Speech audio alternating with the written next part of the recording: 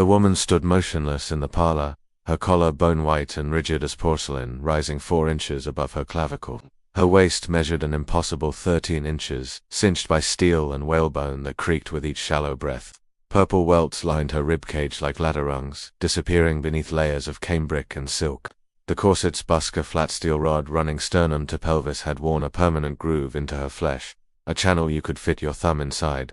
Her lips carried a faint blue tinge, not from cold, but from compression. What the photographer captured that October morning in 1903 wasn't vanity or fashion, it was evidence. The question wasn't whether American clothing in 1900 was dangerous. The question was whether women wore these garments willingly, or whether they'd been conditioned to believe suffering was beauty. The coroner's report listed respiratory failure as cause of death, but Dr. Ludovic O'Folowell knew better. When he opened the 23-year-old socialite's chest cavity in his Boston laboratory, he found ribs that had been compressed and reshaped like green wood bent around a form. Her liver showed signs of chronic displacement. The corseting she'd worn since age 14 had transformed her internal architecture into something barely recognizable as human anatomy. Yet her family insisted she'd died of natural causes, and in 1902 America, perhaps she had dying slowly from fashion was considered natural for women of breeding. Dr. O'Folowell began documenting cases. Within 18 months, he'd examined 47 women who'd suffered organ damage from tight lacing. Some sought him out while living, complaining of fainting spells and digestive agony. Others he met in death, their bodies telling stories their lips never could. The paranormal whispers started in Manhattan drawing rooms. Women claimed their grandmothers' corsets carried memories, that inherited garments transmitted the suffering of previous wearers through the fabric itself. A rational explanation existed: the psychological trauma of witnessing one's mother or sister struggle for breath, then replicating that experience, but the boundary between inherited pain and inherited clothing remained disturbingly thin. Mrs. Vanderlyn collapsed on Fifth Avenue carrying 27 pounds of clothing. The summer heat had reached 94 degrees, and her ensemble included a steel-boned corset, 3 petticoats, a foundation skirt with horsehair bustle, an overskirt with train, a high-necked shirtwaist with mutton sleeves, a jacket, gloves, and a hat secured with sixpence. The weight alone would have challenged an athlete. The restriction made breathing an act of determination. When passers-by attempted to loosen her collar, they discovered it was sewn closed. The high-necked Gibson girl blouse had become a status symbol precisely because it was torturous only. Women with servants could dress themselves, the collarbones pressed against the carotid arteries, occasionally causing women to lose consciousness mid-conversation. Society doctors called it fainting sickness. Suffragettes called it exactly what it was. Scale paragraph. American women in 1900 wore an average of 19.5 pounds of undergarments alone.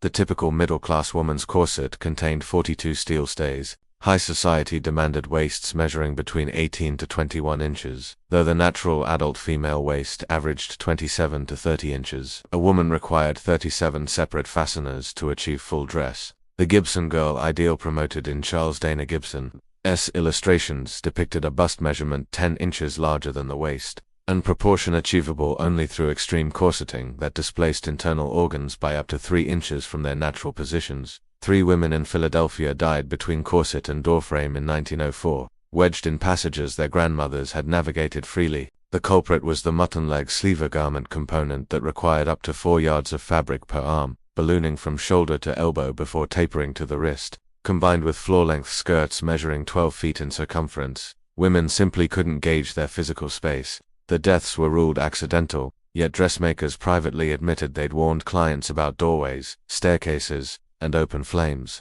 Inspector Theodore Harnett investigated what newspapers called fashion casualties with growing unease. He'd found women trapped in streetcar doors, dragged by horses when skirt trains caught in stirrups, burned alive when sleeve fabric touched gas lamps. Each incident was officially accidental, yet each followed the same pattern. Clothing designed to restrict movement had restricted it fatally.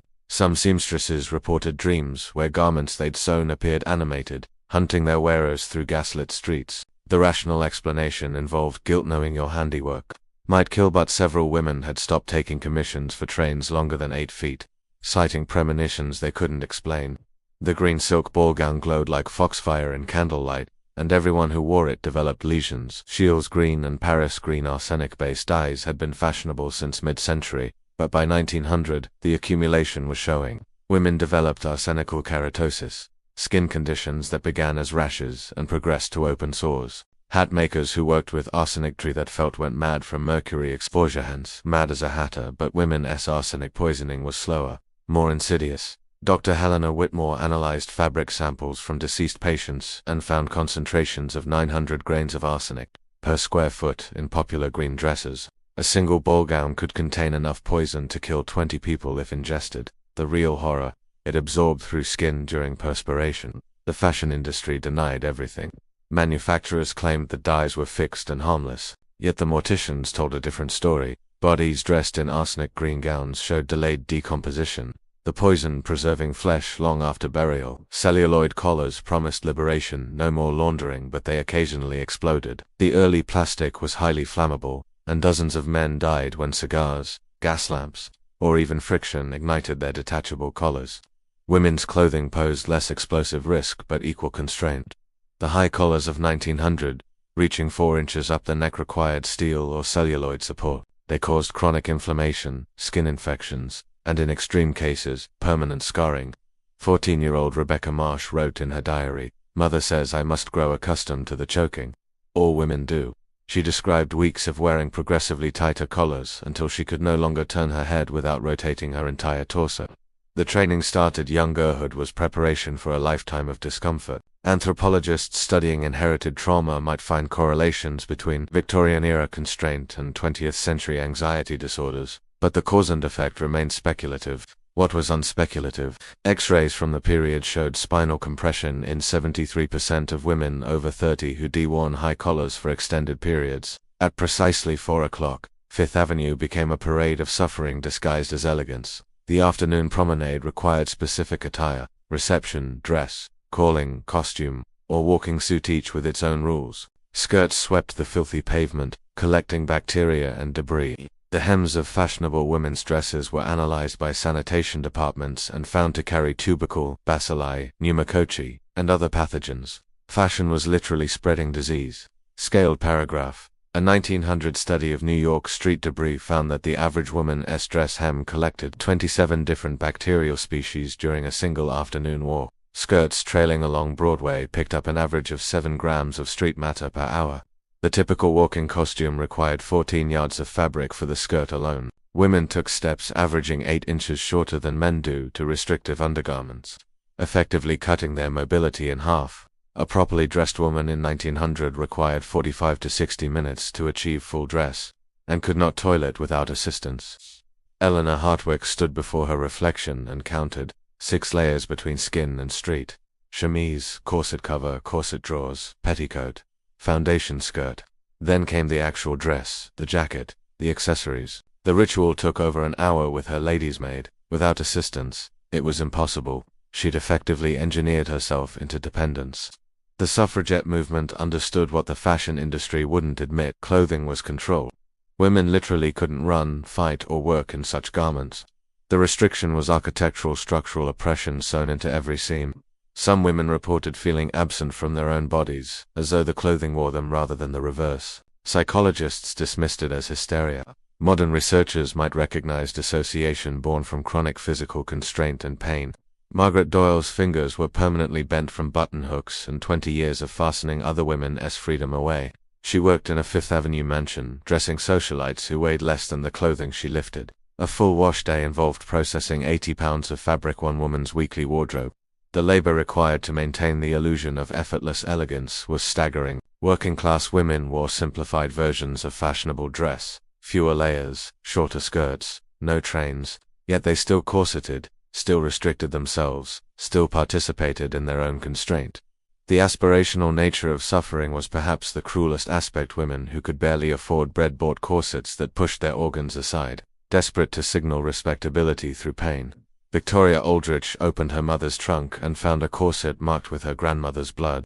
The rust-colored stains decorated the inside of the busk, evidence of decades of compression. 3 generations of women had worn this specific instrument of constriction. The garment carried no supernatural power, yet wearing it felt like possession. Victoria could feel the previous wearers in how the steel had been bent, where the fabric had worn thin from use. Was this haunting, or simply the recognition of inherited trauma? The corset was a tangible link to ancestral suffering, a physical manifestation of generational constraint.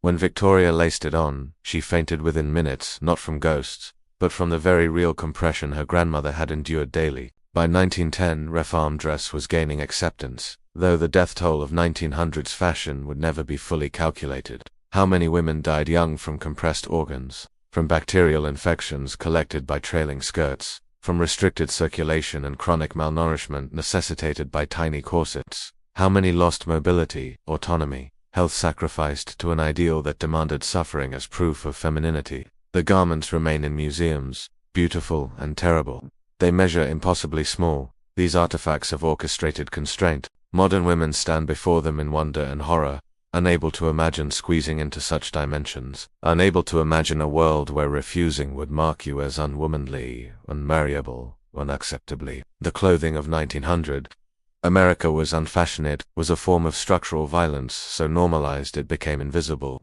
Women were trained to believe their suffering was beauty, their constraint was refinement, their slow suffocation was grace. And perhaps the most unsettling question, what are we wearing now that future generations will recognize